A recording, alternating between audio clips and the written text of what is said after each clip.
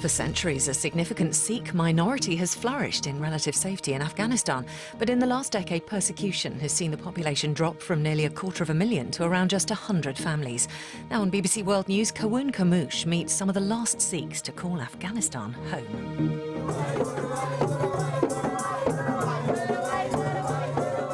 Sikhs have lived in Afghanistan for centuries.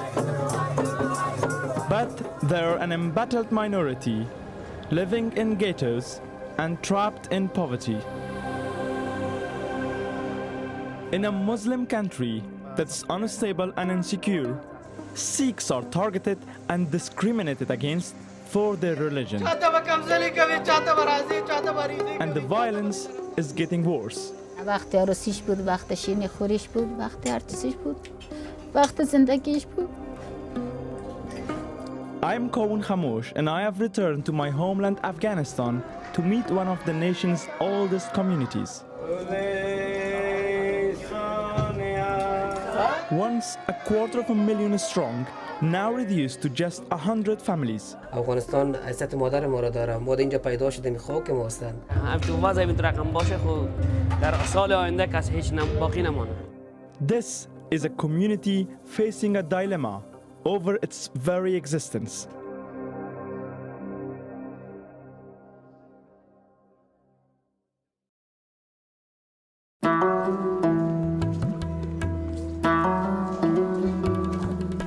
This is the Shore Bazaar district in the capital Kabul.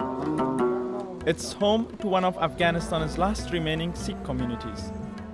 Today is the biggest day in the Sikh calendar, the festival of Vaisakhi. It celebrates the birth of the religion and commemorates the fight against persecution.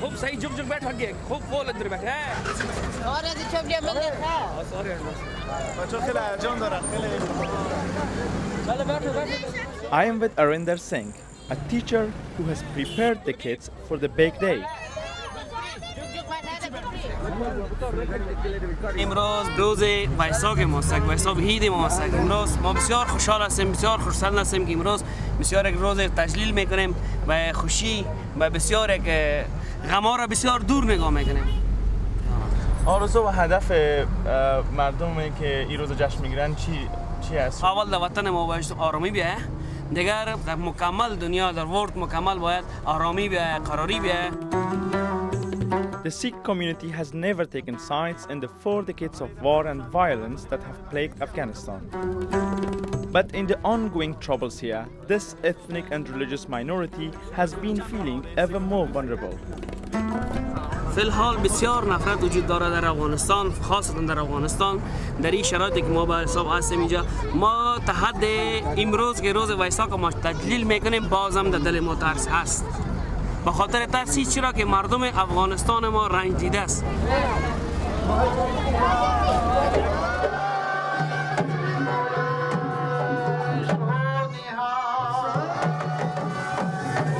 We've arrived at the main temple in Kabul, which is also called a Gurdwara. Sikhs have converged here from across the city and beyond. 5 children have the honor of representing the warriors baptized by the Guru Gobind Singh, who led the Sikhs fight against religious persecution in India 300 years ago.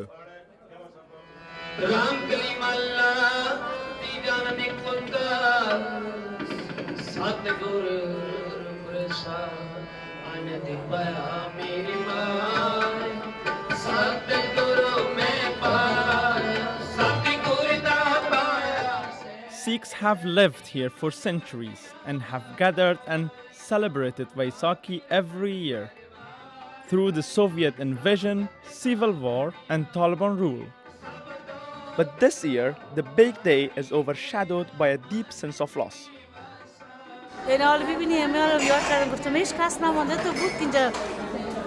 جای نمی بود که کسی اینجا تیر شود. ولی ببین که هیچ کسی نیست. هیچ کسی نیست. بسیار مردم رفت. چه حسی می‌داشته باشین وقتی می‌بینین که خب مردم همچین اینجا گفتیم چیزی کردن نمی‌کنیم. دعا می‌کنیم که خدا قراری کنه. رنج زیاد می‌بریم از این. In the 1990s, the Sikh community in Afghanistan numbered around 250,000. Much of the country's trade and commerce was run by Sikhs, and the community flourished. Thousands would gather in the streets for religious events, and whole districts were populated by Sikhs. But today's community is estimated to be as few as 100 families. Properties are empty, and it's a risk to step outside. Narendra Singh is the Sikh community's only member of the Afghan parliament. He's under armed guard around the clock. امی بلند منزلایی که اینجا میبینه برادر یا کلش سر جایدادهای اهل نود جور شده یعنی کلش فعلا اینمی خانه است اهل نود است این خانه یا کلش از اهل نود بوده کوچه بسته. Inside the Gurdwara or temple compound is a shrine to those Sikhs who were killed in a devastating suicide attack last year. It was a tragedy that rocked the entire community. او یک عکسایی که میبینید نیکولای خاموش شهیدای 1 جولای 2018 یا هستن تمامشان او یا شهید شدن. شما در حادثه بودین وقت؟ در حادثه خودم همونجا بودم که این برادر ما و این برادر ما و این همراه ما یک جای بودن که هر سهشان شهید شد صرف ما ماندم دی. Suicide bombers had targeted an entire delegation of Sikhs in the city of Jalalabad as they prepared to meet the Afghan president. The so-called Islamic State claimed responsibility. Narendra was among the lucky ones who reached hospital. 19 people were killed. The entire community leadership effectively wiped out. Among the dead was Avtar Singh. He was the Sikhs' representative through decades of war and champion of Sikh rights. He was Narendra's father. مردی بوده که همیشه در جایی که استاد میشد میگفت من سر ما وطنم قربان، سر ما ملتم قربان، با اهل نود و سیک افغانستان قربان. اما شد که اون سر خود داد به تمام اهل نود و سیک. ولی برادر عرقم باشه درد زیاد بود، بسیار درد زیاد بود.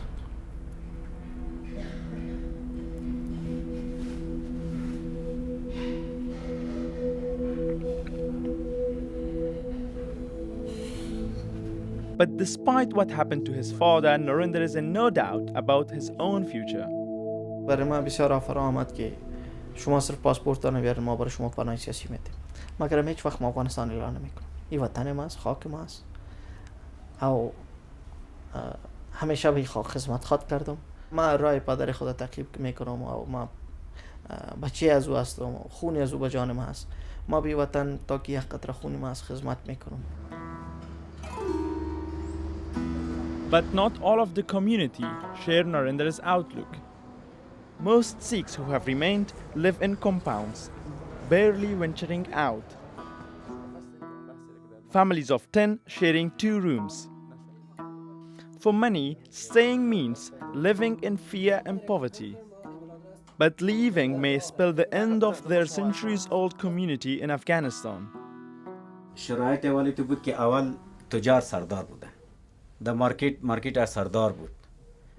تقریبا بسیار زیاد نفره بودن. او که شرایط زیق شده رفت از دست مجبوریت مردم گریختن. چورو چپاول، بد گفتن، تعرض کردن مذهبی، دینمی واجن مردم گریختن. در مند که 65 فامیل زندگی میکرد، سر دوا بسیار ظلم بود که زنایشان چادری کنن، در بازار گشت و گذار کنن. اوها که به مریض از در شفاخانه میرفتن که به خون ضرورت میداشته باشن، اوها را میگه اسلام کافر خون دادن نمیتونه. افغانستان حیثیت مادر ما را داره. ما اینجا پیدا شدیم، خاک ما هستن و هیچ بچه نمیخواد که از مادرشون جدا شه. وقتی که مادر وجود نداشته باشه پس بچه چی کنه که در جای مادر باشه. شما آخرین خانواده های هستین که در افغانستان زندگی میکنین. فکر نمیکنین که با رفتن شما به حضور سیک ها و هندوها در افغانستان نقطه پایان گذاشته شود؟ نه با چی کنم اینجا مردم که مجبوریت شده که کلگه میرن، مجبور هستن که برن. Charan Singh is desperate to leave, but his family has been plunged into a crisis that can only be resolved if he stays. He runs a store in a busy neighborhood that used to be considered a safe part of Kabul. It's a short drive from his brother Arjit's business. نزدیک به محلی که حادثه صورت گرفته نزدیکتر شده میریم. 2 months ago, Charan's brother was closing his shop at the end of the working day. But he never made it home. All that was found was his parked car, empty. So the shop is now closed, and behind these little stalls we can see the sign, and it is named Rajinder Watan Dost, which means Rajinder, the lover of the country. But the shop is closed now. It's a very crowded area. Charan didn't want us to get out of the car, worried we would draw unwanted attention. چند سال میشه اینجا بودن؟ حدوداً 4 سال میشه اینجا دکانداری میکرد و بسیار راضی بودیم از ساعه، از مردمش. هیچ کدام مشکل نبود و بسیار برخورد نیک داشت به مردمم، به همسایه‌ام و تمام مردمشان و همچنان به ارگان‌های امنیتیشان همونا بسیار رابطه نیک داشتن و میامدن از این کدام شکایتش کدام مشکل نداشتن و بازم دیگه نمیفهمم که چطور یک به یک حادثه رخ داد. The family have reported the disappearance to the police, but there's been little progress in the investigation. Back at the Shore Bazaar compound, Charan's grieving mother waits. 1.5 ماه میشه که بچه ما گم است. نه مرده درکش است، نه زنده درکش است. این شور بر انتظارش شدیم، گریان کده و کلات کده. هیچ کدام درکش نیست. Nobody knows if Arjit was abducted for his religion or his money. He wasn't a rich man, but had a life ahead of him. وقت عروسیش بود، وقت شیرینی خوریش بود، وقت هر چیزش بود، وقت زندگیش بود. هر چیز برای خودم بخت. میگم چطور دست خدا پیش کنم که بچه ما پیش کدام یکی باشه و ما نان بخورم، چای بخورم، آب بخورم، میوه خوب بخورم. نه، دست ما پیش نمیشه. Afghans who have fought for human rights here see the intolerance and abuse aimed at Sikhs as part of a wider, deeply worrying development. 40 سال قبل یا 45 سال قبل که ما طفل بودم و جوان بودم این چیزا رو ما نمیدیدیم. ما مثلا همین صنفی ما که در پانتون بود و که می سندور که در پیشانی خود میزدن میرفتن در معبد میامد در صنف هیچ کس عکس العملشان نمیداد. یکی از مشکلات بسیار عمده ناامنی است. به خاطر از اینکه هر کس از این شرایطی که ناامن است استفاده میکنه و گروه آسیب پذیره که همین اقلیت‌ها باشه از اینا سوء استفاده مالی و هر چیز دیگه که ممکن باشه میکنه. مسئله دوم ماندار یک تعداد که از دین و مذهب سوء استفاده میکنه و یه بیچاره رو تحقیر و توهین میکنه یا مجبور میکنن یا اخطار میتن که مسلمان شوین که خودش ناامنی از اونا رو امنیت شخصی اون مردم رو بیشتر آسیب پذیر میسازه. دولت افغانستان چقدر انگیزه داره به نظر شما تا که از حقوق از اینا و از شکایت‌ها از اینا شکایتاشون بشن از حقوقشون دفاع کنن؟ حمایت و انکشاف حقوق بشر وظیفه بدون قید و شرط دولت هاست. یعنی هیچ دلیل شده نمیتونه که ما بگوییم ما در جنگ هستیم. But tomorrow's generation of Sikhs have lives to build. And today is another school day. نام خود چی است؟ نام خود چیست؟ جگمید. امروز درس دری رو میخوانیم، ریاضی، انگلیسی، پشتو، ساینس، مذهبی رو میخوانیم. میخوای در آینده چیکار شوی؟ در آینده معلم شوی. خودت میخوای چیکار شوی در آینده؟ دکتر. چرا دکتر؟ کسی که نجور باشه و در دوا بودم که جور شود.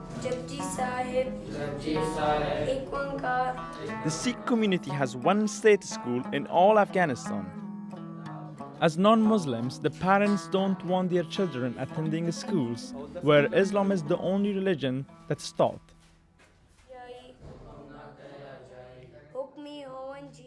Arinder Singh is the school's deputy head.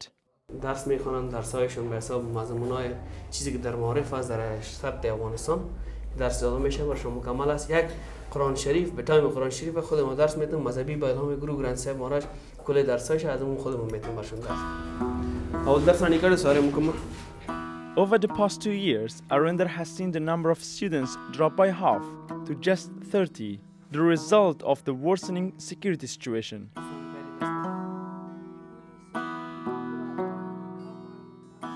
یک نفر موظف کردیم ما اینجا که به حساب می چوکیدار به حساب در مکتب ما اینا میرن باز اگر کدام مشکل می باشه اینا میرن خودشون میره قطع خود چندین بار تو شده 1000 بار این شده که اشتکای ما را زدن قطع سنگ میزنن یا پیسایشون رو میگیره با زور میگیره از پیشون جیبایشون رو تلاشی میکنه کتابایشون رو میبره 1000 بار ایگه با شده. Despite dwindling numbers, Afghanistan's education ministry still provides teachers.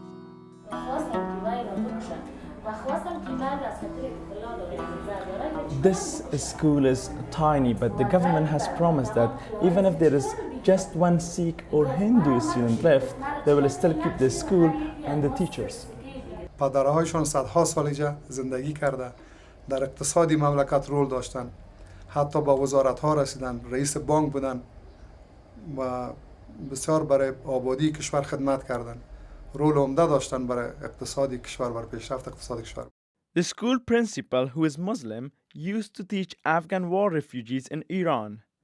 Now he teaches Afghan Sikhs in their own country. من اینمی ذهنیت ها را داشتم چون مزه تبعیض و لذتش چشیدیم که چی هست. بنابراین آمدم اینجا و تلاش کردیم برایشان که دلسوزی داشته باشم، بچه‌هایشان درس بخوانن، هموطنای ما هستند. اینا هم باید مثل قبل فرزندایشان انجینیر شوه، دکتر شوه، در اقتصاد رول داشته باشه، تجارای خوب باشن، چون استعداد دیگه پدارن اینا، این استعداد دارن. But in a country that is officially Islamic, many Sikhs say they are treated like second-class citizens. I've come to the powerful Ministry of Religious Affairs. Part of its remit is to help ensure that all of the country's minorities can practice their religions in safety. But officials here don't blame the problem Sikhs face on religious intolerance. در این عصر و زمان تا جایی که برداشت من هستک و در متن اجتماع قرار دارم فکر نمی کنم که چنین برخوردهایی بوده باشد که باعث آزار و اذیتی از اونا بشه و باعثی بوده باشه که ما بگوییم که اونها نسبت به دیگرها آسیب پذیر هستند. این زمانی بوده میتواند که چنین کاری انگیزه دینی می داشت که قطعا چنین چیزی نیست. دیدگاه شخص خود شما در مورد سیک ها و هندوها چی است؟ از دید اسلام این دینی بر حق نیست. دین مبین اسلام در رابطه با اقلیت های مذهبی حقوقشان را واضح کرده است و در چوکات تعلیمات دین اینا حق زندگی را دارن، حق بهره‌مند شدن از او چیزهایی را که دین مبین اسلام برشان داده است دارن. Sikhs are not the only community to leave Afghanistan after hundreds of years of shared experience. I have come to Herat in the far west of the country.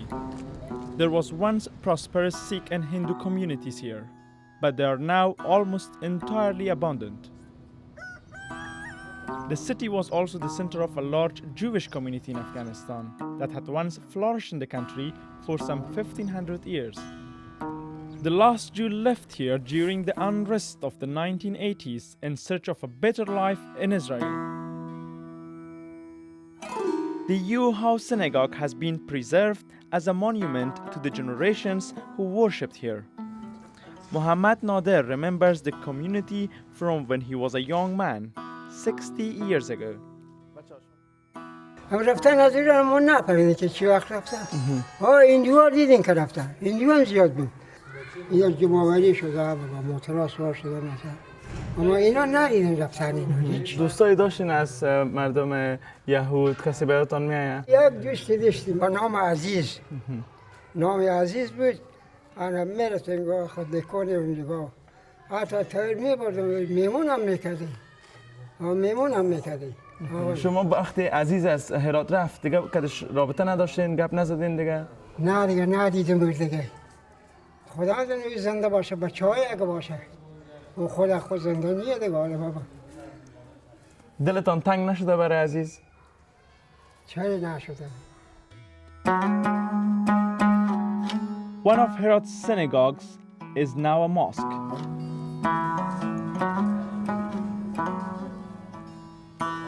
A different creed shaping the hearts of a new generation.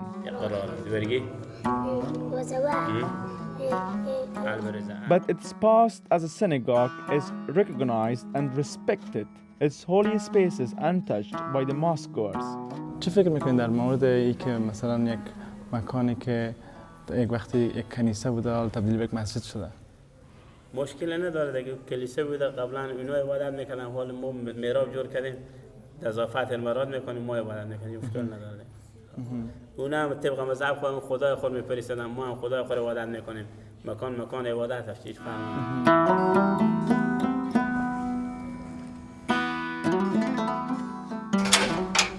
باید خیلی نظافت میکنم، کلا همیشه یک تکتیان میکنم نکردم و خاکی رو بیرون کردم. Under the mosque, perfectly preserved, is the synagogue's mikveh, a bath used by Jews for purification. دیگه ما یاد نمیدیم که چی رقم بوده. پدرها و بزرگان ما قسم میکنن میگن ما اصلا با هم زندگی میکردیم، هیچ احساس نمیکردیم که مثلا کافر یا ما مسلمانیم.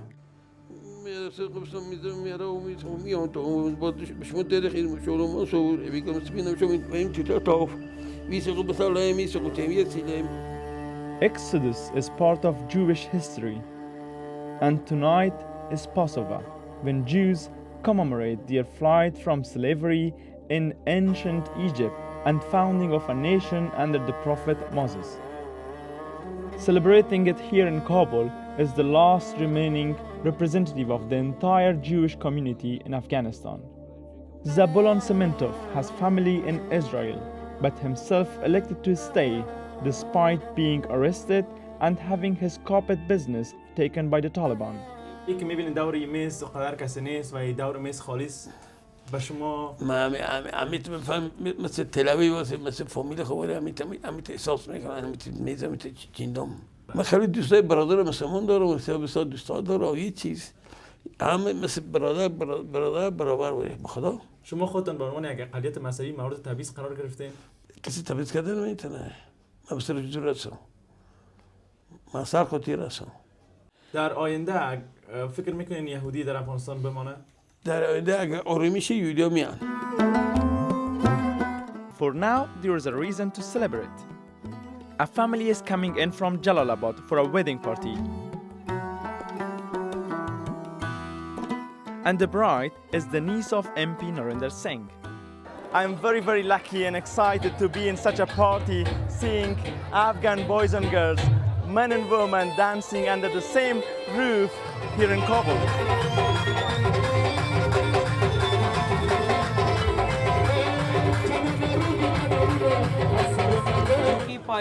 The teacher Arinder Singh is conducting the ceremony.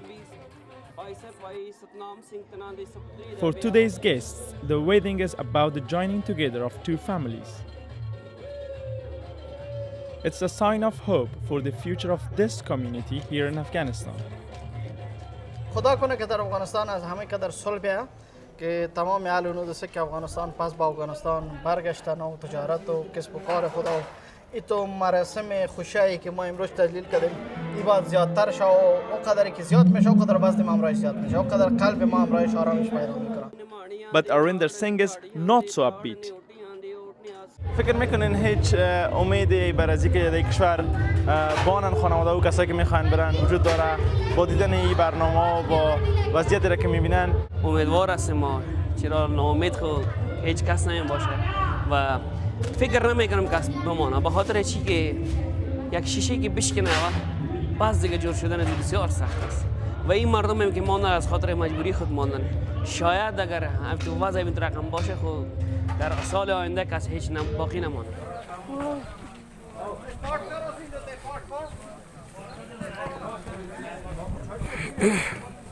جگمون سنگ شروع کر جبی صاحب. جگمون سنگ شروع کر. Days later, there is bad news.